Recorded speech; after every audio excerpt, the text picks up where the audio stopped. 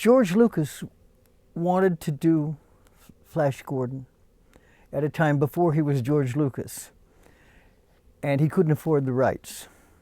So he invented his own version of Flash Gordon and called it Star Wars. And the success of Star Wars induced Dino, who did have enough money to buy the rights, to think, well, I'm going to do Flash Gordon. He went to Fellini first, and Federico said, oh, Dino, of course, and then disappeared. And he was, and then it turned into, as I say, a British production. I met Nick Roeg years before Flash Gordon, and we always wanted to work together. I had a big picture one year called Into the Dragon, and he had a big picture that year called Don't Look Now. And one of the things you do with your success is you tell your agent who you want to meet. And that was how I got introduced to Nick. I used the cachet of my success, and we hit it off immediately, and he was the coolest dude on the planet at that moment. He really was. And he asked me to rewrite The Man Who Fell to Earth.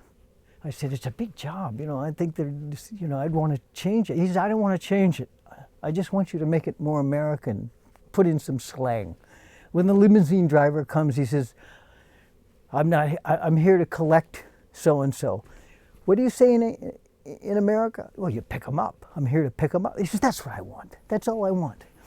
And I said, no, Nick, you want an American? And I was a really arrogant, smart-ass screenwriter, self-defense in Hollywood.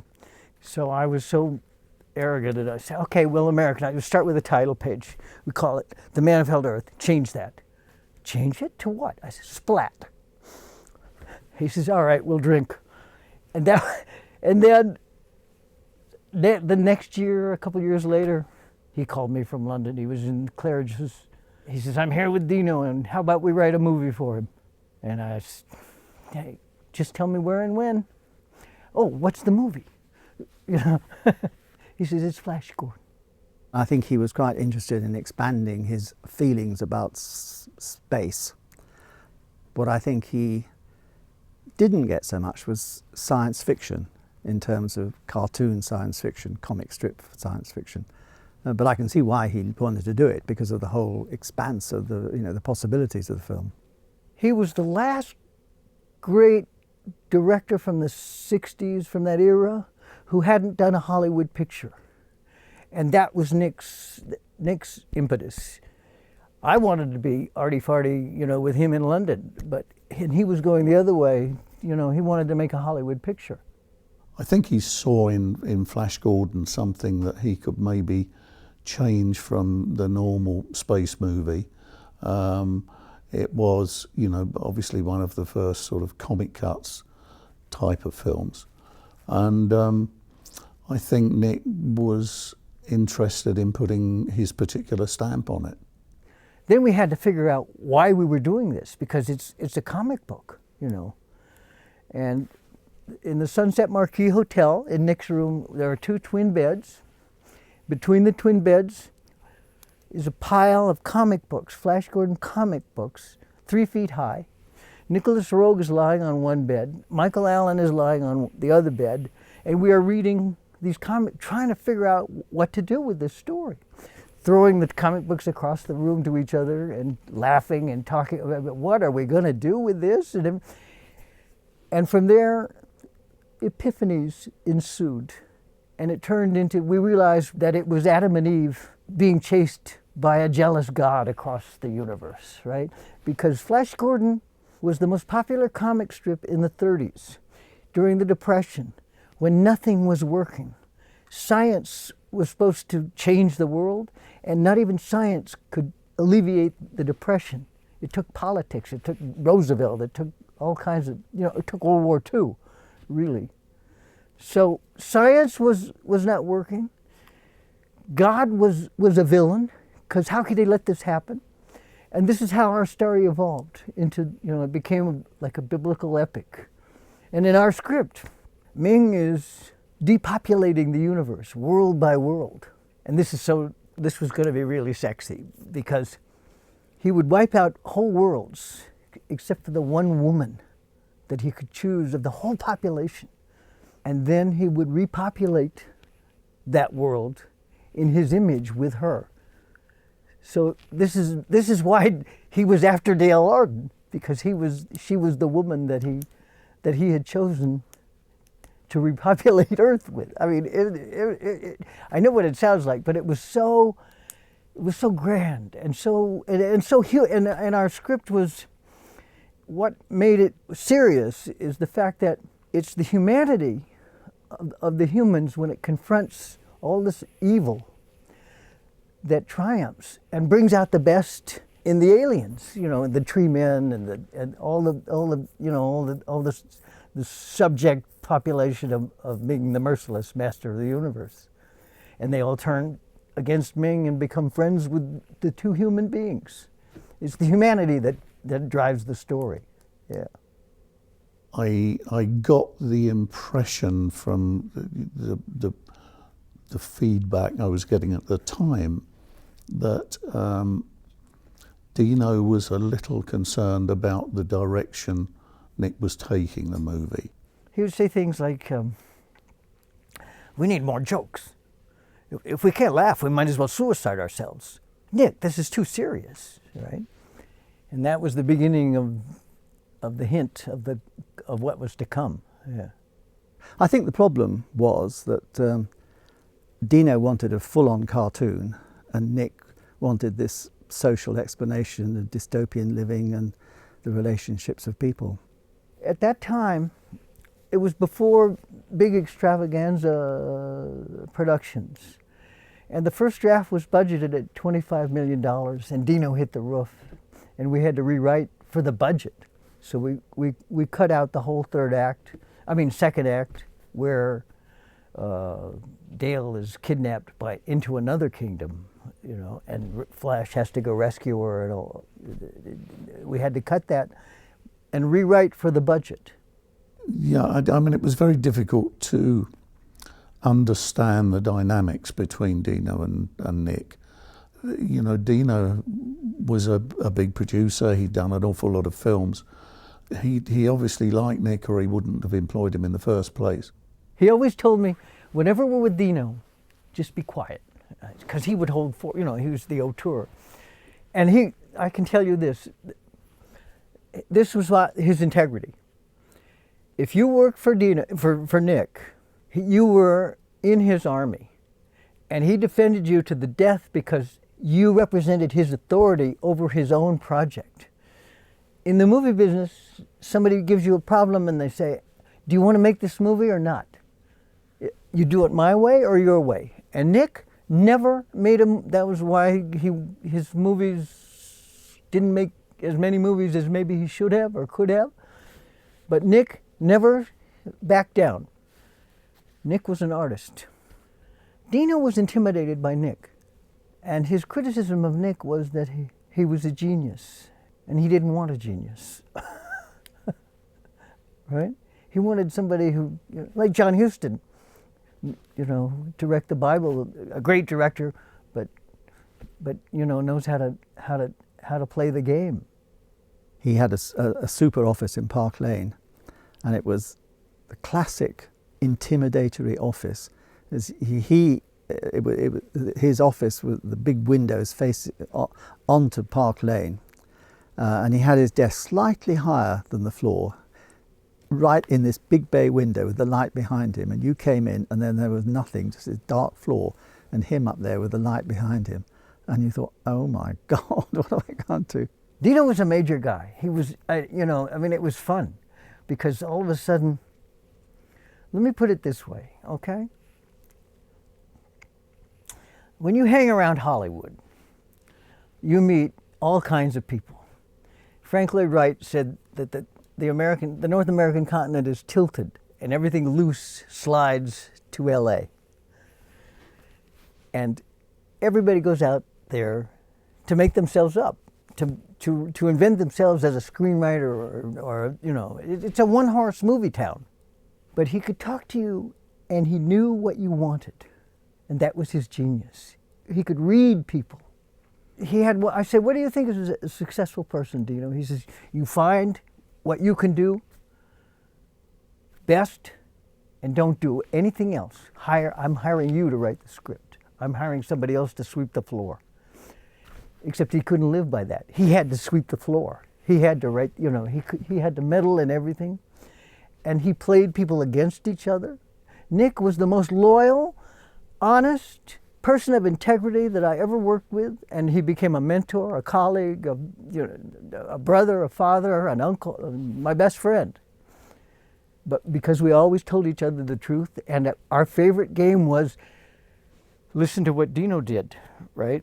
That he doesn't want you to know about, because he would play us against each other.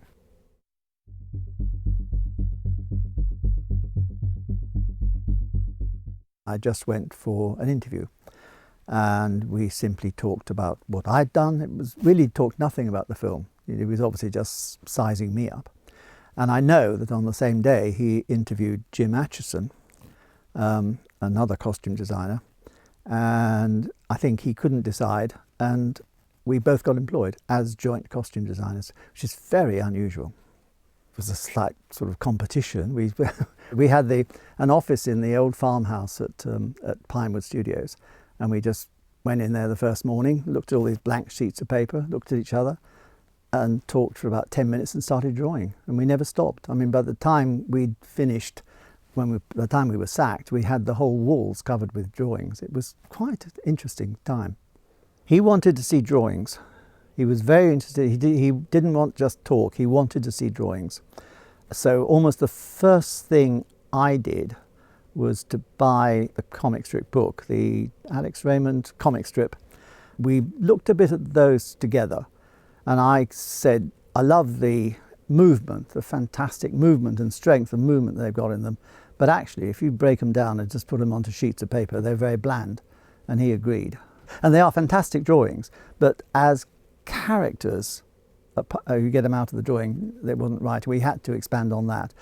And I did use a lot of Alex Raymond's work, looking at it, as a basis, but developing on it, making it much more, I think, full of character rather than just strength.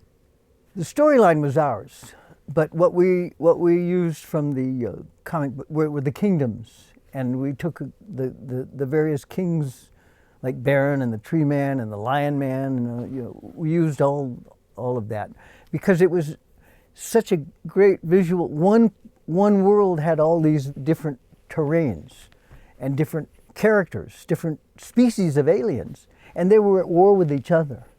I wanted to make something that wasn't as bland as it appeared in the comic strip, and we were obviously going to the script. I felt, and certainly Nick Roeg felt, was looking at aliens being Flash Gordon and that lot coming into pretty dystopian societies, and that we felt needed to be emphasised.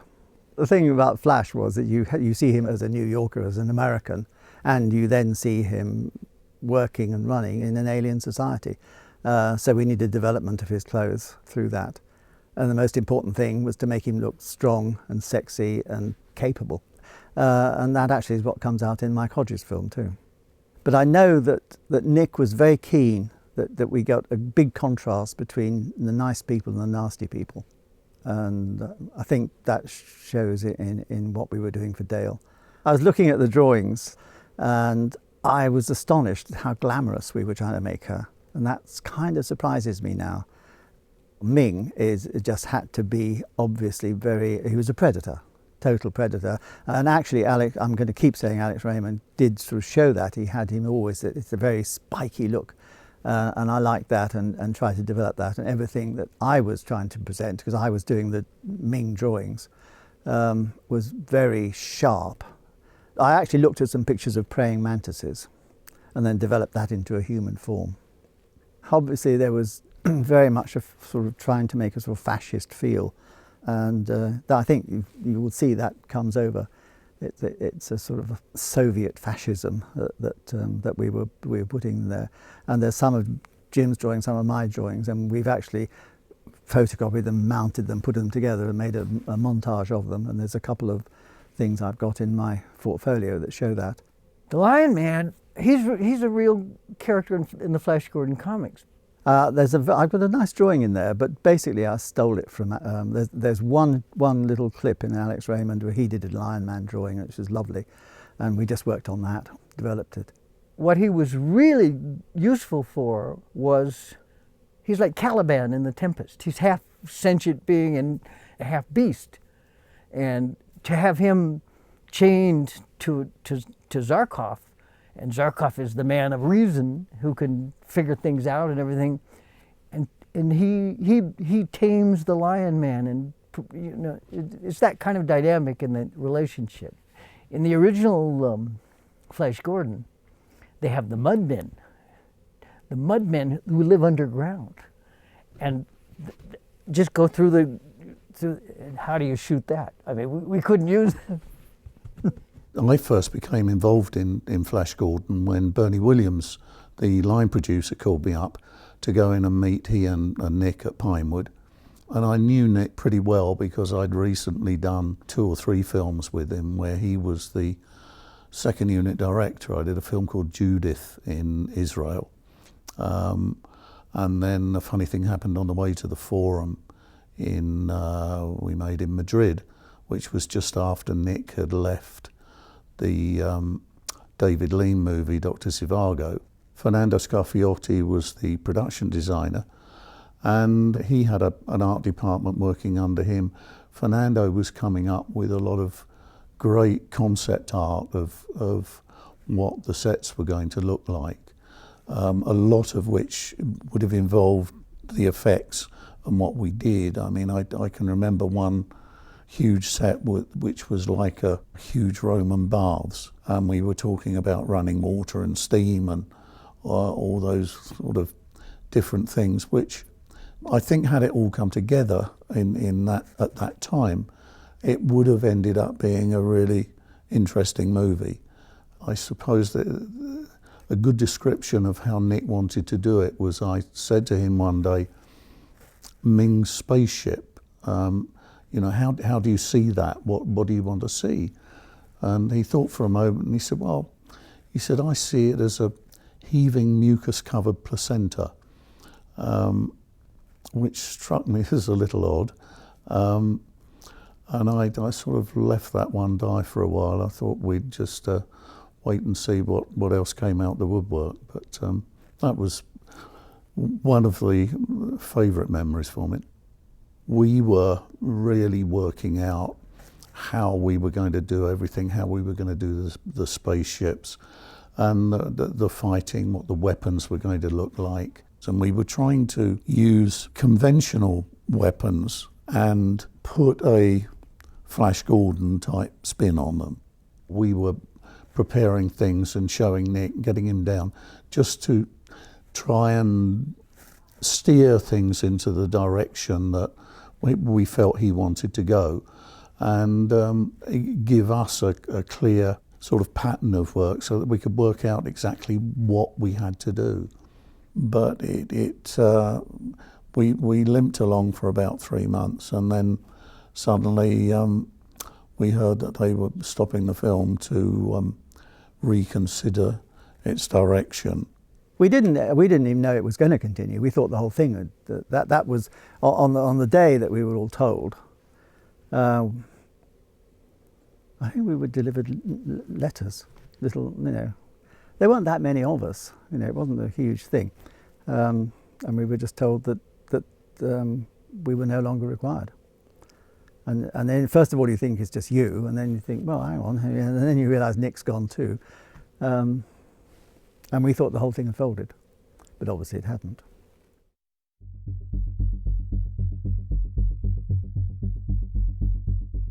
I did 4 drafts with Nick over a year, and then he left. And I stayed on. Nick, it was heartbreaking because I didn't know, also I didn't know how the story was about to change with a new director, and it was kind of my project now, you know. And Nick had, you know, maybe he didn't mean it, but he says, stay on and take care of our baby. Bernie rang me to say that the film was back on again with Mike. I didn't know I'd never worked with Mike Hodges. But then he said Dino wanted to send an effects man that he'd used on King Kong, an American effects man called Glenn Robinson, over to overall supervise the effects on the picture. And my reaction at the time was, well, the last thing you need is two supervisors, and I don't work under other supervisors, so I'll step back and get somebody else, and that was it as far as I was concerned. Mike Hodges was a real curious choice, but I think it was a practicality, you know. I didn't know what was secretly in the works, because all I saw was when we got to Twickenham, Dino threw this incredible press banquet in a soundstage with the storyboard, images from my script as big as a movie screen, lining the walls of. And I walked in, and there was I was never so honored in my life. Dino introduced me and said, "This is Michael. He is Flash Gordon." I couldn't believe it. We had lunch. There was a huge banquet. Somebody sits down next to. He says, "No, that's Michael's seat." Wouldn't let me go all day long. And I'm thinking, what? So finally, we get back to where he's rented in Curzon Street. He had an apartment. Closes the door and he says, "I don't want you to work with Mike Hodges on the script. I don't like his vision. I don't, he's too little. He's a good director, but no story." So I said, "Okay, I'll have to tell him. He says, "You say whatever you want, but I'll tell him." And then he says, "And I want you to work with Lorenzo Semple." I said, "Not yet. Let me finish this." I was working on polishing all of this. It was still, I was writing on airplanes. I was so conversant with the story and dialogue, and I would write scenes on napkins, in Pan Am. That's how long ago it was, Pan Am. And he said, "Okay, all right, finish this draft, and then you and Lorenzo," because I did not want to work with Lorenzo Semple. Lorenzo Semple is a cartoon expert. His TV Batman was just camp kitsch, which is what Flash Gordon became, a camp kitsch cultural icon. But it's still not the Bible that Nick and I wanted to do, right? It was like they made a cartoon of the Bible. And that was always my heartbreak. Aside from losing Nick. Nick was the first, that was so painful, but the way the movie turned out was, I got my name on it, but it's not I thought it was a lot more, can I say, comic-y than the one we were entertaining or the one we were looking at making. And, it's probably why, became a bit of a cult movie. It's still an interesting movie to watch. And I think, with Nick, he just moved on to the next project. For me, it became an act of cowardice, because it became a camp kitsch joke over the children's heads, adults winking at each other about how funny and cute this is, when the real point of it all is kids learn their morality from comic books, right and wrong, who's good, who's bad, and how good has to triumph over evil. And it's not to be winked at over their heads, And that's the way I always felt about what happened with Flash Gordon. It has to be a spectacle. My God, it's beautiful colors, though. I mean, oh my God. But that's because Dino's favorite color was red. He wanted everything red. And if I can share this with you, because Nick means so much to me. In the movie Titanic, there's this scene where she takes the jewel off of her neck and drops it back in the ocean. Well, one night Nick never called me. I always called him. One night I'm living in New York, and it's the middle of the night. I mean, it's got to be, I don't know how late it is in London, and it's Nick. And he says, have you seen the Titanic movie? And I said, no. He says, oh, there's something in there they stole from us. And ours is so much better. Because our favorite thing from our Flash Gordon is a scene where Zarkov and Dale Arden are confronted by Ming the Merciless. He goes to Dale, and Dale is crying.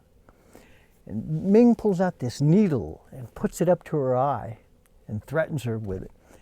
But it's really just a needle to catch her tear. And then he performs his magic science with, you know, he's got this like a cannon that shoots a laser and ignites this little tear into a sun. And then he puts it around her neck as a jewel. Zarkov goes crazy. That's fusion. That's fusion. You know, we could use seawater and power the whole planet. And Ming says this. This will give you a flavor of what we wanted. Ming says, you speak so grandly of Earth's oceans. See what I do with a single tear. And that's what Nick was talking about. We always shared that tear with that, you know. And then Nick and I, because it was so painful, Nick and I we were not in contact for many, many years. And then later on, we got back together. We worked on several projects. I was commuting to London again, and in fact, I moved to Spain to be close to Nick, and we did, I think, five more projects, and we never discussed Flash Gordon. It never came up.